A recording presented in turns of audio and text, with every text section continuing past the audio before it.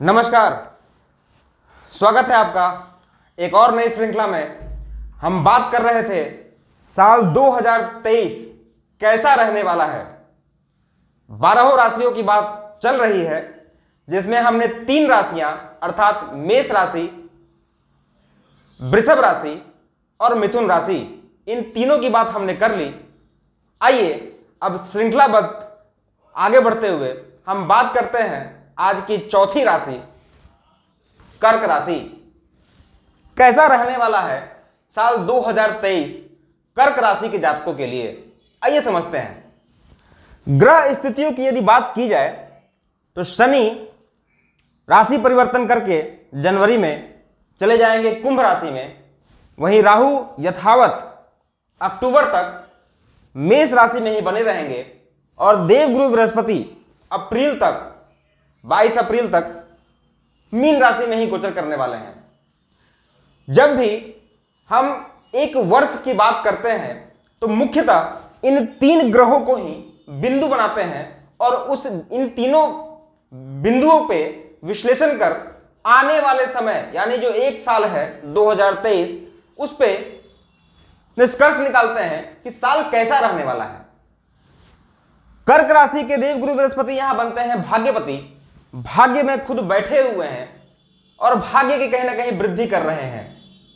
परंतु शनि का परिवर्तन जैसे ही 17 जनवरी को होगा, शनि जैसे ही कुंभ राशि में आएंगे, आप ध्यान दीजिए तो राहु एक घर आगे और शनि एक घर पीछे, अर्थात 2 पापक ग्रहों के मध्य में अर्थात बीच में देवगुरु बृहस्पति रहने वाले हैं।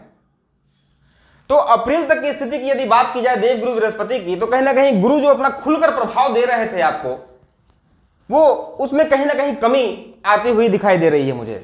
अब बृहस्पति की बात की जाए तो बृहस्पति धन के, संतान के, मान सम्मान के, यश के, पद के, प्रतिष्ठा के, व्यापार के, हर चीज के कहीं ना कहीं कारकत्व को वो संभाल के रखते हैं। जी हां, इन सभी विषयों को हम देवगुरु बृहस्पति से देखते हैं।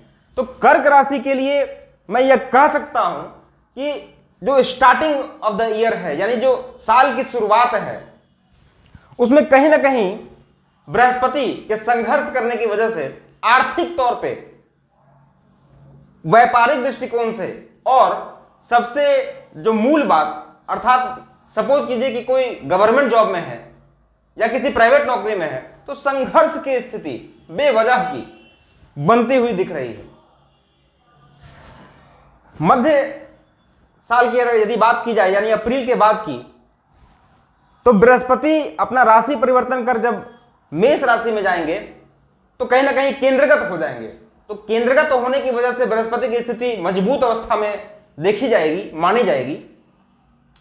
और बृहस्पति जब केंद्र में जाएंगे तो सबसे मजेदार बात कि राहु के साथ यहां पे ये युति में आ जाएंगे और कहीं ना कहीं एक दुर्योग का निर्माण करेंगे जिसका नाम है गुरु चांडाल योग। जी हां, देवगुरु बृहस्पति और राहु की युति किसी भी भाव में यदि बनती हो तो इसे गुरु चांडाल योग के नाम से हम जानते हैं। और उसमें भी शनि की दृष्टि कहीं ना कहीं इन युति पे पड़ेगी। ये पशुपेश वाली स्थिति है। जी हां, देवगुरु बृहस्पति एक तो राहु के साथ युति में गुरु चांडाल योग का निर्माण करते हुए और उसमें भी शनि की दृष्टि यानी पापक ग्रह की दृष्टि का पड़ जाना सत्यानाश कराने वाला ही साबित होता है। हालांकि जब भाग्यपति होकर गुरु केंद्र में जाएंगे तो ये केंद्र त्रिकोण राजयोग बनाएंगे।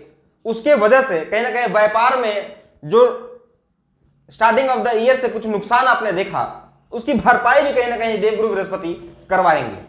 तो ये अच्छी बात है।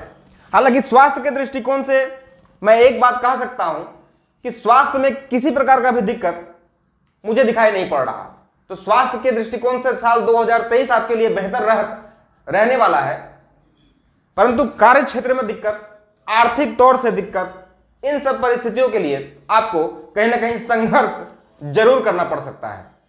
तो कर्क राशि वालों के लिए मैं एक शब्द में एक बात कहना चाहूंगा, बृहस्पति को बलवान कीजिए और बृहस्पति को बलवान करने का जो सबसे उत्तम उपाय है, किसी भी मंदिर जो आपके घर के अगल बगल हो उनमें नित्य जाकर साफ सफाई करिए, अथवा जो भी देवी देवता वहां विराजमान है आप उनका नित्य दर्शन करिए। इतना भी करने से आपके बृहस्पति जो कहीं ना कहीं थोड़े पाप मध्यत्व में और पाप युति में आ गए हैं उससे छुटकारा मिल जाएगा।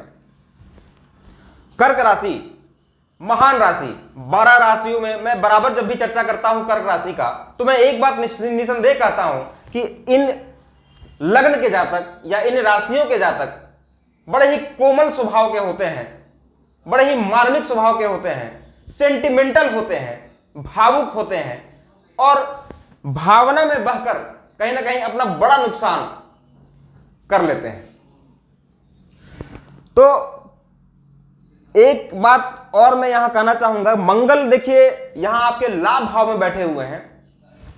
पापक ग्रह का लाभ भाव में होना आपको लाभ कहीं ना कहीं प्राप्त करवाएंगे। और किस प्रकार का लाभ? तो भूमि का लाभ। जी हां, आर्थिक दृष्टिकोण पे तो मैं आपको समझा ही चुका हूं, लेकिन यदि प्रॉपर्टी की बात की जाए और उसमें भी कहीं ना कहीं भूमि की, तो जो व्यक्ति भूमि खरीदने के इच्छुक रखते हैं, जो व्यक्ति भूमि खरीदना चाहते हैं, वो कहीं ना कहीं ऐसा संयोग बनता हुआ मुझे कर्क राशि वालों के लिए साल 2023 में दिख रहा है। क्योंकि मंगल की चौथी दृष्टि जब पड़ेगी धन भाव पे और मित्रवत दृष्टि पड़ रही है, तो लाभ में बैठे हुए हैं और दृष्टि इनकी यहां पर, तो ये श्रेष्ठ अवस्था कहीं ना कहीं निसंदेह मैं ऐसे कहूंगा। तो ओवरऑल यदि बात की जाए कर्क राशि की, स्वास्थ्य को लेकर मैं निश्चिंत हूं। प्रॉपर्टी संबंधी जैसे मैंने बताया आपको कि भूमि यदि खरीदना चाहते हैं तो कहीं ना कहीं उसका नींव जरूर इस साल में पड़ जाएगा। व्यापार में और कार्य क्षेत्र में बस थोड़ी सी उठापटक, अर्थात बॉस है तो बॉस से अनबन, तो इस तरह की स्थिति को थोड़ा संभालना पड़ेगा। और उपाय जैसा मैंने कहा, बृहस्पति को मजबूत कीजिए। बाकी साल 2023 आपके लिए मंगलमय होगा। नमस्कार।